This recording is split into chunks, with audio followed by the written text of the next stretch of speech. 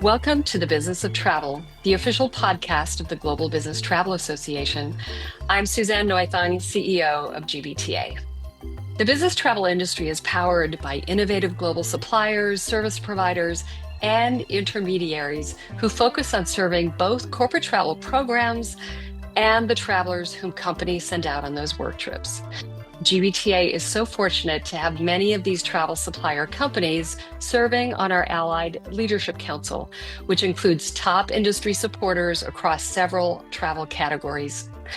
In this podcast series, GBTA Allied Leadership Council members and key executives from their companies discuss top focus areas, the latest business travel trends, and what the future holds for corporate travel in general. In today's episode, we're diving into tech and other trends within managed travel with executives from BCD. We'll explore the current state of business travel from their perspective and what BCD is focused on to serve customers in this space.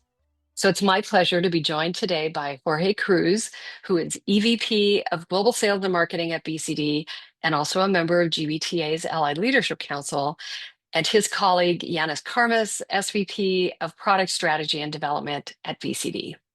Welcome, Jorge and Yannis, and thank you for joining me for today's discussion. Well, thank you, Suzanne. We're delighted to be here. Love it. Let's get started. Jorge, let's start with you.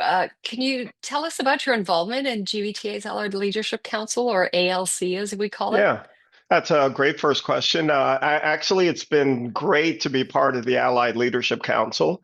As you know, Allied members are passionate about addressing the travel industry's most pressing issues and assuring that their concerns are heard by GBTA. So this council affords us that opportunity to do just that. But it also gives us the forum to solve challenges together. And I have to compliment you, the board of directors and the ALC leadership, specifically Beth and Tammy, have really created a great environment that allows us to share those concerns on behalf of the thousands of Allied members that are out there, right? So across the globe. And I also really love the fact that you use it as a sounding board. You use our council as a sounding board as well. So how does this feel to you? What do you think about this? So you're really soliciting the feedback of those Allied members. So overall, for me, it's really been a great experience to be involved with the ALC. Well, thanks for the praise, and thanks so much. And I know we're always looking for the next leaders, and Tammy has now just passed the reins over to Edward Gelvin from Visa. So there's new leadership on the ALC, and I know that there's some great ideas that are coming forward. And you've been such a valuable member of that, Jorge, with both your feedback, but being part of everything that we've been doing for the last several years. So thanks so much. Yeah, thank you. I know that this timing being what it is, that it's budget season for many companies, your customers, as well as your own company. And that means strategic planning time. So I'm curious, what is BCD focused on going into 2026? Yeah, that's really a great question. So thank you for asking. But for us, 2026 is really part of a recently launched 2030 plan called the Blueprint for Success, where we've mapped out a full 5-year strategy that contains 3 main pillars, which are nestled in between our mission and our vision statement. And those pillars are under the naming convention of engagement, productivity, and growth. And as you can imagine, many initiatives under each one of those 3 pillars. But to answer your question, that all 3 of those have a key focus on our customers, our digital innovation, and our employee engagement, just to name a few. But also, as an example, we're focused on driving innovation. I already said digital innovation, but we're focused on driving that innovation, but tailored to our customers and service models as we bring together the best of both modern and proven technology, along with a proven body of work in managing travel management programs, be it locally, regionally, or globally. To continue on, we're continuing to invest. I mean, I think you've heard from us in the past. We continue to invest. The BCD shareholders reinvest an average about 35 or 40% of EBITDA annually, and approximately 70% of that goes to the areas of new technology and hardware. So we've maintained these high numbers even in times of global economic difficulties. So I don't want to use the COVID word, but even during COVID, we were continued to invest in the organization. And obviously, that's one of the key benefits that private ownership allows us to do. So I think you're probably aware this figure really puts us at puts BCD among the top of our industry. So but specifically, Yannis and team have done a great job in mapping out the roadmap for TripSource, which, as you know, is our total booking and trip management platform, where a good portion of those annual investments go to. Two key areas of focus for TripSource, right? The focus reflects our commitment to keep improving the many threads, if you will, that weave through that robust program. Things like user experience, things like confidence, things like rich access to content, and obviously security and sustainability as well. So, and speaking of content, right? TripSource also offers integrated NDC access and full connectivity with BCD systems and clients' preferred party OBTs. So, a little bit of a long answer, but I do have two other areas of focus that I wanted to cover, if that's okay with you. Yeah, that'd be great. I think that was a great comprehensive view of that. But what else is on your plate if that's Yeah. not all? Yeah, so long list, like I said. So a little bit of a long answer, but two other areas of focus. One is providing a modern travel commerce experience, built on multi-source, which is, big in the industry, enabled with intelligent rules and delivered via modern points of sale supported by AI. I'm sure, obviously, Yannis is with me here today. I'm sure any question you ask of Yannis today will have some AI related answers in there. So I'm going to leave the AI. I'm going to stay in my lane and leave the AI response to him. But for us, it's important to note that BCD's open and cloud-based platform approach really allows us to develop faster, to remain flexible, to foster open innovation, and give clients access to our software and systems through specific APIs. And lastly, and then I'll promise to turn it back over to you. We're focused on strong technology partnerships. So you saw that proof positive and evident at the most recent GBTA event and conference in Denver. But that we're focused on those partnerships that really support our strategic focus on digital transformation. These allow us to automate intelligently while maintaining that personal service. You've heard us use this phrase before: human-centric, tech-driven. As an example, and as for instance, we're the first global TMC partner with Skylink, which, as you know, is a leading tech provider to offer an AI-powered travel assistant. So hopefully that gives you kind of a good sense. It's not everything we're working on, but at the end of the day, we're focused not only into 2026, but into the future. And again, it's really around that customer-centric and traveler experience and digital innovation that's primary to our success. End-to-end answer, and also end-to-end view of everything that a customer would be asking you for, no matter which market they're coming from.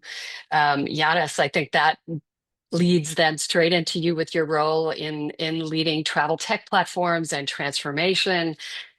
We see booking changing drastically and suddenly. Is it all because of AI?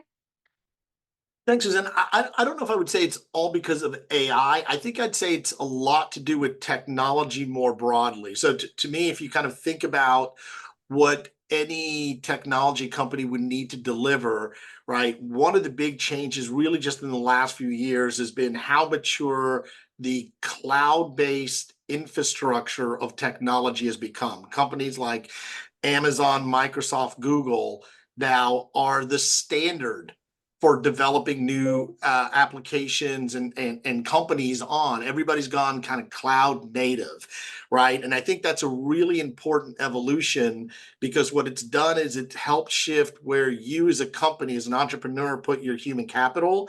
It's not building out hardware and networks and infrastructure. You're putting your human capital now focused on your innovation and less on that kind of infrastructure work. So that I think that's opened up a lot of capital to focus on innovation. I think the second thing is the core fabric kind of technology platforms of our industry, typically the GDSs, Now you've got some non-GDS providers, Acelia and others who are kind of aggregating content. They've upgraded their systems. They're more accessible. So if you kind of couple with now as an entrepreneur, I don't need to worry about my infrastructure, and I can get easier access to the core content and technology.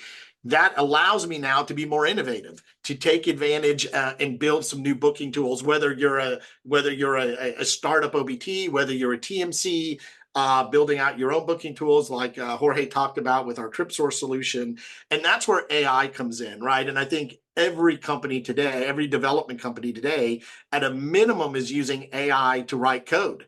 Right. And in BCD, there's a fairly reasonable amount of code that we're generating that is built by AI, tested by AI, that allows our software developers to do even more work. And then you've got now AI and generative AI and agentic AI as now different ways of engaging with the traveler, right? And it doesn't have to be a user interface that's as scripted as we had before. There's a lot of new ways that you can kind of bring value to market. So kind of, to me, AI is kind of the last ingredient that's really leveraging all the other pieces that are in place today.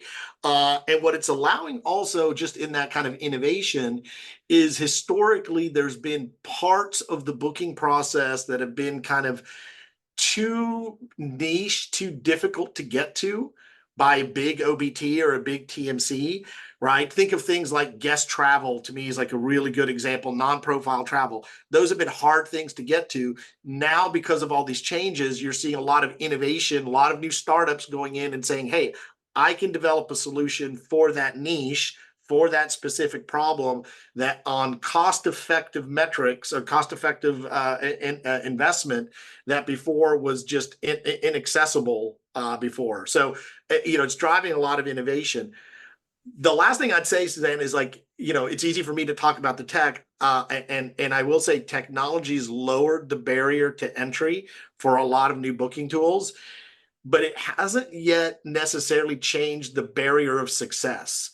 Right. And what do I mean by that? If you've got a new booking tool that you're bringing to market, it has to scale. Right. And the joke in product development is the only thing worse than one customer is no customers. Right. The only thing worse than no customers is one customer. Right. If you don't have scale behind your solution, right, it's really difficult to make it work. And in business travel, you're talking about millions of transactions to scale. And so it's really important that, whether it's BCD, whether it's, any company that's investing in booking technology, you have a path to kind of deliver that technology to your customers, get through what we all know in this industry are complex RFP and long sales cycles, and kind of focus on how you're going to scale your solution. Well, you talked about the traveler engagement, and that's really where OBTs come into play. Online booking tools are that touch point with every traveler, because self-booking is what they're doing. So what do you think then is the future of OBTs, as what you've talked about sounds both broad and narrow at the same time?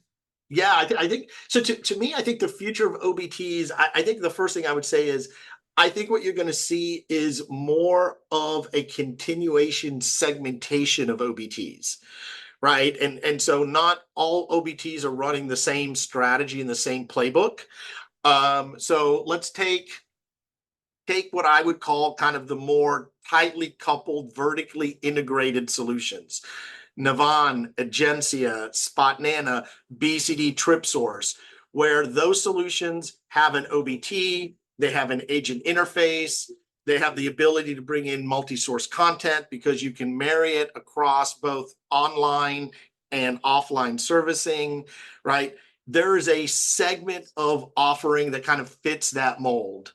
You've got a different set of OBTs that are focused more on the travel and expense, the Concurs, the Ramps, right, that are trying to run a different playbook. Their argument is, hey, this is part of a broader ERP playbook. And so don't you want to tightly couple your booking process and your expense process? And there's a lot of merits for that. You've got others who are trying to play more the standalone. Citrix, Serco, Deem are more standalone OBTs.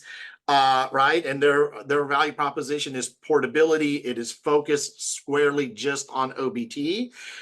And then you've got disruptors like Skylink, right? And as Jorge talked about, we established a partnership with Skylink back in July. We're really excited about what they can do, right? But they are completely rethinking the booking tool as more of a digital personal assistant built on chat, built on voice.